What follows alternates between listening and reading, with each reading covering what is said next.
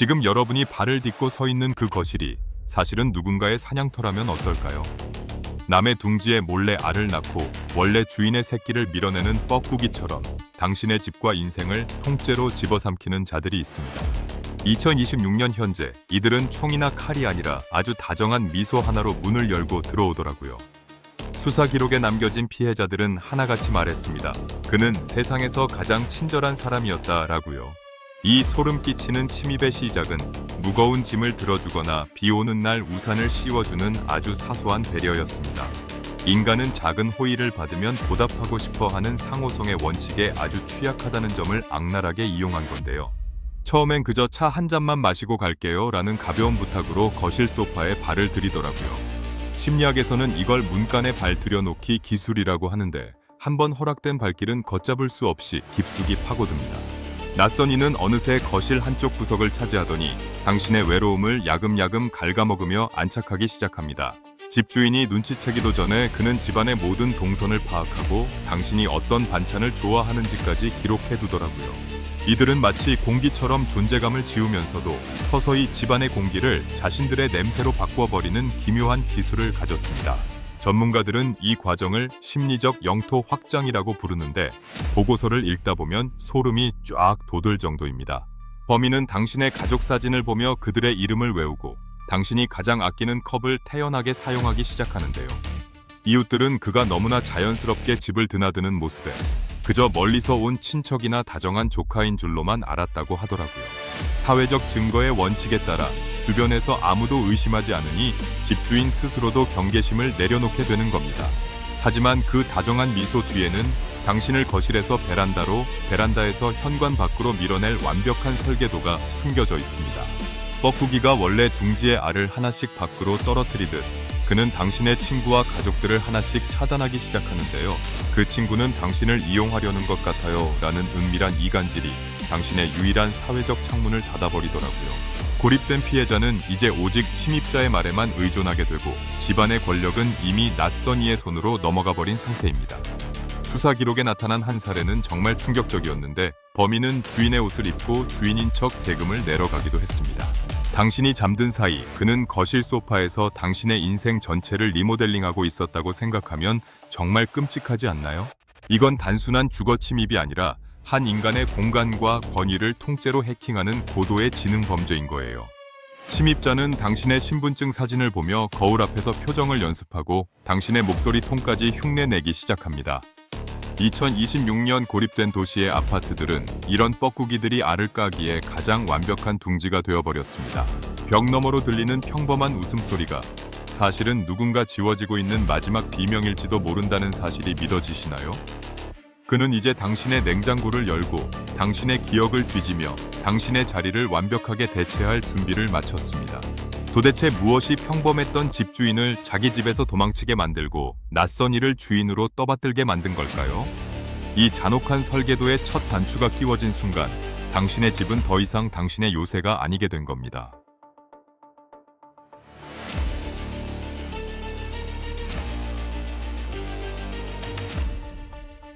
자, 이제 이 다정한 악마가 어떻게 당신의 안방을 차지하고 당신을 유령으로 만드는지 그 지옥 같은 과정을 따라가 보시죠. 거실을 점령한 뻐꾸기가 이제 가장 은밀한 안방 문턱을 넘는 과정은 정말 기가 막힐 정도로 치밀하더라고요. 침입자는 이제 다정한 손님이 아니라 집안의 대소사를 결정하는 집사의 가면을 쓰기 시작하는데요. 그는 당신이 가장 편안해야 할 안방에 앉아 당신 요즘 너무 깜빡하는 게 많아요 라며 공포의 씨앗을 뿌립니다. 이건 가스라이팅의 전형적인 수법인데 피해자는 자기 집안에서조차 자신의 기억력을 의심하게 되는 거죠. 범인은 당신이 둔 열쇠를 몰래 옮겨두고는 마치 당신이 치매라도 걸린 양 걱정스러운 연기를 펼치더라고요. 이 소름 돋는 연기에 속아 넘어가면 피해자는 서서히 집안의 주도권을 침입자에게 스스로 양도하게 됩니다. 이제 그는 안방 화장대에 자신의 물건을 하나둘 올려두며 공간의 시각적 주인을 교체하기 시작하는데요. 당신의 소중한 추억이 담긴 사진 액자들은 어느새 서랍 깊숙한 곳으로 밀려나고 그 자리는 범인의 취향으로 채워지더라고요. 심리학적으로 공간의 상징물을 제거하는 행위는 피해자의 자아를 그 공간에서 삭제하는 아주 잔인한 공격입니다. 침입자는 이제 당신의 침대에 걸터앉아 집안의 가계부를 정리하고 당신의 통장 비밀번호를 관리해주겠다고 제안합니다. 당신은 쉬기만 하세요. 제가 다 알아서 할게요. 라는 말은 사실 당신을 경제적 무능력자로 만들겠다는 선전포고였는데요. 수사 보고서에 따르면 이때부터 피해자는 자기 집 거실로 나올 때조차 범인의 눈치를 보며 허락을 구하게 된다고 하더라고요. 권위의 역전이 일어나는 순간인데 이제 침입자가 왕이고 집주인은 그저 얹혀 사는 식객 신세로 전락하는 겁니다. 범인은 한술 더 떠서 당신의 스마트폰 알람을 조작하거나 지인들의 연락을 몰래 차단하며 고립을 가속화하는데요. 외부와의 연결이 끊긴 안방은 이제 세상에서 가장 안전한 요새가 아니라 아무도 모르는 감옥으로 변해버리더라고요. 그는 밤마다 당신의 곁에서 소름 끼치도록 다정한 목소리로 우리만 믿으면 돼요 라고 세뇌를 반복합니다. 인지 부조화에 빠진 피해자의 뇌는 이 상황이 잘못되었다는 걸 알면서도 침입자를 보호자로 착각하게 되는 거죠. 범인이 안방 옷장을 자신의 옷으로 가득 채우는 동안 당신의 옷가지들은 베란다 박스 안으로 하나둘 옮겨지는데요. 이 기괴한 자리바꿈을 목격하면서도 피해자는 이미 무너진 정신 때문에 아무런 저항도 하지 못하더라고요. 침입자는 이제 당신의 집 전화번호를 자신의 명의로 바꾸고 모든 우편물을 자신이 먼저 뜯어보는 대범함을 보입니다. 사회적 정체성을 박탈하는 단계인데 이제 우체부도 이웃도 그를 이 집의 진짜 주인으로 인식하게 되는 겁니다. 수사관들이 이 단계의 범행을 영혼의 도둑질이라고 부르는 이유를 이제야 알 것 같지 않나요? 그는 당신의 안방문을 안에서 잠그고 당신에게는 거실 소파나 작은 골방에서 자라고 명령하기 시작합니다. 주인이 거부하면 당신이 나한테 어떻게 이럴 수 있어? 라며 오히려 피해자 코스프레를 하며 죄책감을 자극하더라고요. 인간의 도덕적 결벽을 이용한 심리 조종 기술인데 정말 뱀처럼 교활하고 무서운 전략이 아닐 수 없습니다. 이제 안방에서 들려오는 웃음소리는 당신의 것이 아니라 당신의 인생을 훔친 약탈자의 승전보가 되었는데요. 범인은 당신의 안방 컴퓨터로 당신의 이름으로 글을 쓰고 당신의 이름으로 돈을 빌리며 당신의 미래를 갉아먹습니다. 한 인간의 삶이 이토록 허망하게 그리고 정교하게 타인에게 이식될 수 있다는 사실이 정말 믿기지 않더라고요. 거울 속에는 당신이 있지만 그 거울을 비추는 방의 주인은 이미 낯선 괴물로 바뀌어버린 겁니다. 자, 이제 안방까지 집어삼킨 이 뻐꾸기가 어떻게 당신의 이름과 얼굴까지 훔쳐 완벽한 가짜 주인이 되는지 확인해 보시죠. 이제 집안의 물건들뿐만 아니라 거울 속의 이미지까지 하나둘씩 바뀌기 시작하는데 정말 소름 돋더라고요. 범인은 당신의 옷장 깊숙이 걸려있던 정장을 꺼내 입고 거울 앞에서 당신의 걸음걸이를 연습하기 시작합니다. 그는 단순히 집을 뺏는 걸 넘어 당신이라는 존재의 껍데기를 통째로 뒤집어 쓰려 하는 건데요. 서랍 속에 고이 간직했던 당신의 일기장과 편지들을 훔쳐 읽으며 당신의 말투와 사소한 습관까지 해킹하더라고요. 수사 기록에 따르면 범인은 피해자의 필체를 수천 번 연습하며 은행 출금 전표에 서명하는 법을 익혔습니다. 이제 그는 당신의 스마트폰을 들고 당신의 SNS 계정에 접속해 당신인 척 친구들에게 메시지를 보냅니다. 나 당분간 좀 쉬고 싶어. 연락하지 마. 라는 짧은 문장 하나가 당신을 향한 모든 구조 신호를 원천 봉쇄하더라고요. 디지털 세상에서 당신의 정체성이 하나씩 삭제되는 동안 현실의 당신은 점점 투명 인간이 되어가는 기분을 느끼게 됩니다. 범인은 이제 대범하게 당신의 이름으로 인감증명서를 떼고 집의 명의를 자신의 것으로 돌릴 준비를 마쳤는데요. 법적으로 당신은 여전히 존재하지만 그 이름을 행사하는 주체는 이미 거실 소파에 앉아있는 저 낯선 괴물인 겁니다.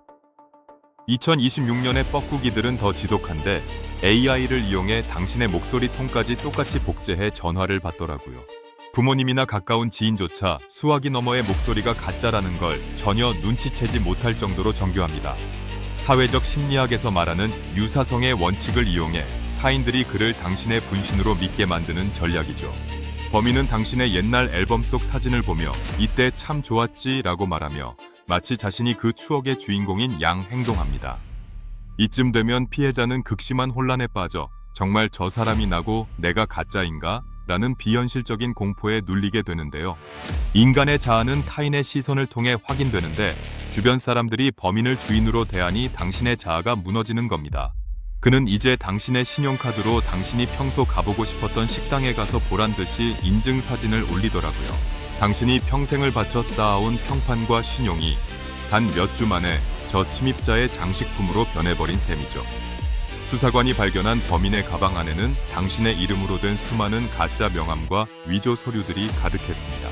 당신의 직업적 지위를 이용해 계약을 맺고 당신의 지인들로부터 투자금을 끌어모으기까지 했습니다.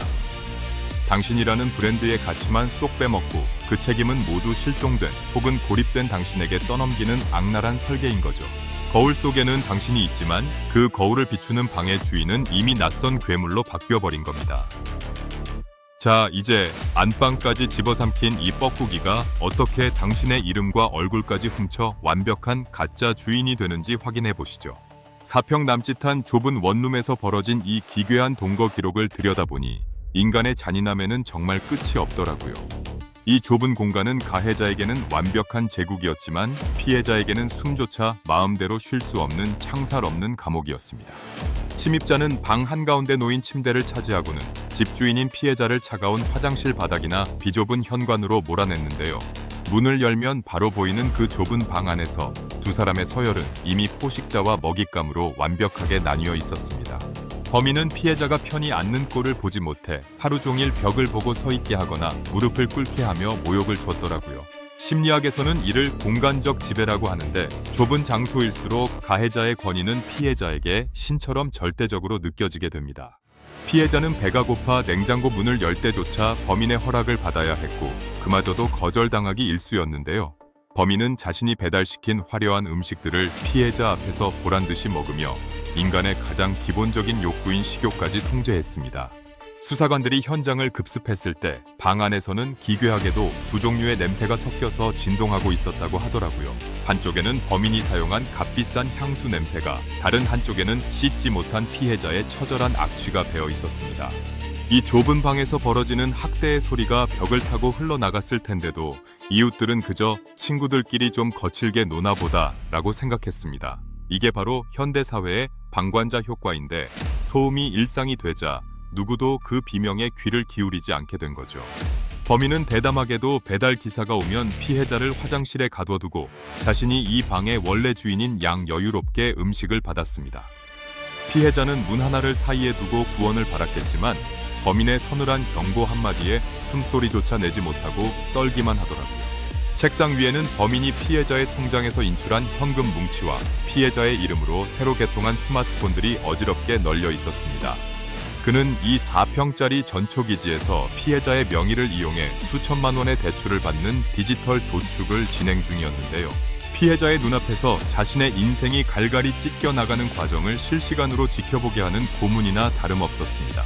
범인은 피해자가 잠들려 하면 찬물을 끼얹거나 소음을 내어 잠을 깨우며 정신력을 완전히 붕괴시키는 수법을 썼더라고요.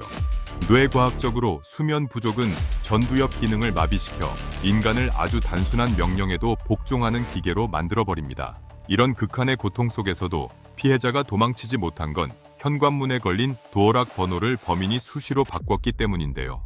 자신의 집인데도 번호를 몰라 나갈 수 없는 그 절망적인 역설이 피해자를 심리적 사지로 몰아넣은 겁니다. 수사 기록에 남겨진 가장 소름 돋는 점은 범인이 피해자의 일상 사진을 찍어 SNS에 올리며 우리는 최고의 룸메이트라고 포장했다는 사실입니다. 세상은 그들을 다정한 친구로 봤지만 렌즈 뒤의 실제 모습은 영혼을 갉아먹는 악마와 껍데기만 남은 유령의 모습이었죠. 이 좁은 방 안에서 범인은 피해자의 말투와 사소한 표정까지 교정하며 완벽하게 자신의 아바타로 길들이고 있었습니다. 피해자는 어느 순간부터 범인이 시키지 않아도 스스로 몸을 웅크리며 공간의 구석으로 숨어드는 학습된 무력감에 빠졌는데요. 전문가들은 이 단계에 이르면 가해자가 물리적인 구속을 하지 않아도 피해자 스스로 마음의 쇠사슬을 감게 된다고 분석했습니다. 4평 원룸의 벽지는 피해자가 손톱으로 긁은 자국과 범인이 던진 물건들로 얼룩져 그날의 참혹함을 그대로 증언하고 있더라고요. 기록에서 삭제된 이들의 120일간의 동거는 한 인간이 어디까지 추락할 수 있는지 보여주는 가장 잔인한 보고서였습니다. 범인은 이제 이 비좁은 원룸을 넘어 피해자의 가족들이 사는 더 큰 둥지를 향해 동리를 드러내기 시작했는데요. 자, 이제 이 뻐꾸기가 어떻게 한 가문을 멸문시키려 했는지, 그리고 2026년 우리가 꼭 알아야 할 마지막 방어 기제를 확인해 보시죠. 이제 이 뻐꾸기는 한 사람의 원룸을 넘어 피해자의 부모님과 가족들이 있는 본가로 그 마술을 뻗치더라고요. 범인은 피해자의 목소리를 복제한 AI를 이용해 부모님께 사랑하는 친구와 함께 내려갈게요 라는 소름 끼치는 안부 전화를 돌렸습니다. 인지부조화에 빠진 가족들은 너무나 다정하게 아들을 챙기는 이 낯선 조카를 의심 없이 안방까지 들여놓고 말았는데요. 범인은 이미 피해자의 모든 신상 정보를 해킹했기에 가족들만 아는 비밀스러운 추억까지 들먹이며 완벽하게 환심을 샀더라고요. 호감의 원칙과 상호성의 원칙을 교묘하게 섞어 비싼 선물을 공세하며 부모님의 눈과 귀를 가려버린 겁니다. 수사관들은 범인이 피해자의 본가 거실에 앉아 가족들과 웃으며 식사하는 사진을 보고 경악을 금치 못했는데요. 식탁 아래에서는 피해자의 손목에 보이지 않는 심리적 수갑을 채운 채 겉으로는 세상에서 가장 화목한 풍경을 연출한 거죠. 하지만 꼬리가 길면 밟힌다고 범인의 과도한 친절 속에 숨겨진 위화감을 눈치챈 건 역설적이게도 아주 사소한 디지털 흔적이었습니다. 피해자가 평소에 절대 쓰지 않던 말투가 섞인 메시지를 발견한 동생이 정체성 도용을 의심하며 신고를 한 게 수사의 결정적 실마리가 되었더라고요. 수사팀이 들이닥쳤을 때 범인은 이미 부모님의 집 명의를 자신의 법인으로 이전하려는 최종 서류에 도장을 찍기 직전이었습니다. 2026년 현재 이런 뻐꾸기 범죄는 단순한 금전 갈취를 넘어 한 가문의 역사와 정체성을 통째로 세탁하는 수준까지 진화했습니다. 여러분, 이 이야기가 그저 영화 속 기생충 같은 먼 나라 이야기처럼 들리시나요? 고립된 1인 가구가 급증하고 이웃 간의 대화가 단절된 지금 우리 아파트 복도는 뻐꾸기들이 사냥감을 고르는 거대한 전시장이나 다름없습니다. 전문가들은 낯선 이가 지나치게 다가올 때 느껴지는 그 본능적인 불편함을 절대로 무시하지 말라고 경고하더라고요. 나를 도와주려는 고마운 사람인데 내가 너무 예민한가? 라는 생각이 드는 순간 당신의 문고리는 이미 반쯤 돌아간 상태입니다. 특히 신분증 사진이나 비밀번호, 가족의 신상 정보를 요구하는 모든 친절은 99% 확률로 독이 든 사과라는 걸 잊지 마세요. 디지털 도어락의 비밀번호를 수시로 바꾸는 것보다 중요한 건 소중한 사람들과의 실제 목소리 소통을 유지하는 겁니다. 뻐꾸기는 소통이 끊긴 틈새에 알을 낳지만 촘촘한 관심의 망 앞에서는 결코 부화할 수 없거든요. 이번 수사 기록을 통해 우리가 배운 건 공간의 안전보다 마음의 보안이 훨씬 더 중요하다는 뼈아픈 진실이었습니다. 당신의 거실 소파에 앉아있는 그 사람이 정말 당신이 사랑하는 그 사람이 맞는지 오늘 한 번 더 깊이 들여다보시길 바랍니다. 악마는 뿔을 달고 나타나는 게 아니라 당신이 가장 외로울 때 가장 다정한 친구의 얼굴로 찾아온다는 사실을요. 2026년의 포식자들은 당신의 돈보다 당신의 존재를 더 탐내고 있다는 걸 수사 보고서는 끊임없이 경고하고 있습니다. 어둠 속에서 누군가의 인생을 찬탈하려 했던 그 뻐꾸기는 현재 법의 심판을 기다리고 있지만 그가 남긴 트라우마는 여전히 진행 중입니다. 여러분의 일상이 누군가의 사냥터가 되지 않도록 오늘 블랙파일이 전해드린 이 기록을 생존의 설계도로 삼으셨으면 좋겠네요. 기록에서 삭제된 1%의 진실을 찾는 여정, 오늘은 우리 집 문 뒤에 숨겨진 서늘한 공포를 함께 추적해 보았습니다. 이 이야기가 당신의 눈을 뜨게 하고 소중한 것을 지키는 힘이 되었다면 그것만으로도 저희의 수사는 충분히 가치 있었다고 믿습니다. 지금 이 순간에도 어디선가 누군가의 둥지를 노리는 날갯짓 소리가 들리고 있을지도 모릅니다. 다음 파일에서는 더 깊고 쫄깃한, 하지만 우리가 반드시 마주해야 할 또 다른 어둠의 기록으로 돌아올게요. 아직 블랙파일과 함께하지 않으셨다면 구독과 알람 설정으로 진실을 향한 동행에 참여해 주시면 큰 힘이 됩니다. 여러분의 좋아요와 댓글은 어둠 속에 숨겨진 더 많은 진실을 밝히는 가장 밝은 빛이 됩니다.